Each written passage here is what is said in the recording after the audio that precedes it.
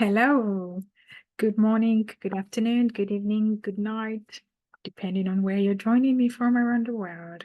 It's a pleasure to see you for another part of our special edition titled Container, the Container.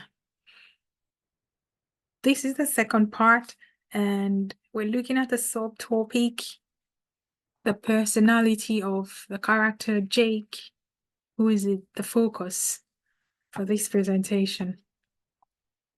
I told you about this fellow's, who he was. I presented a little overview. Why has this fellow been labeled a container? Because containers are what are just as the title indicates, something you store other things in. I would say, in my view, from observation of Jake, I will say he was simply a consumer of food, alcohol, and he smoked. He just existed. Jake didn't show any inclination towards anything else. This fellow lacked self-worth, self-respect, confidence, had barely or no ambition to do or become anything better than what he was. Jake depended on others for everything. He had, like I told you in the introductory part, where there was a voluntary job that he secured a role working with animals which he loved so much. That ended purely because eventually we found out that due to mismanagement of time, and Jake was unable to stick with anything, a routine, they had to let him go. Jake, due to inactivity, gained so much weight, became virtually obese, with no motivation to attend the gym, although he registered and paid money to be a member of a gym. He talked about it. He enjoyed the conversation of how he used to go to do bodybuilding activities, but he never attended. Due to the lack of personal hygiene, there was always an unpleasant smell about this person. He stank. He barely washed himself or did laundry. Basically no motivation at all or dedication that he wanted life to be successful for him. It was sad to watch, because this was an able-bodied young man whom one would expect to get involved, be interested in living life, but he never showed interest in anything else. And sadly, this is not the only fellow I have come across who's like this.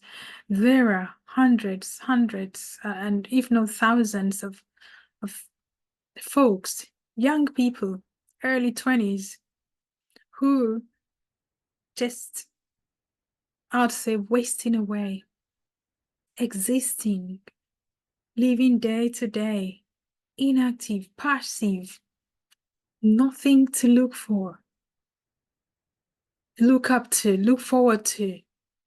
Life is just going on.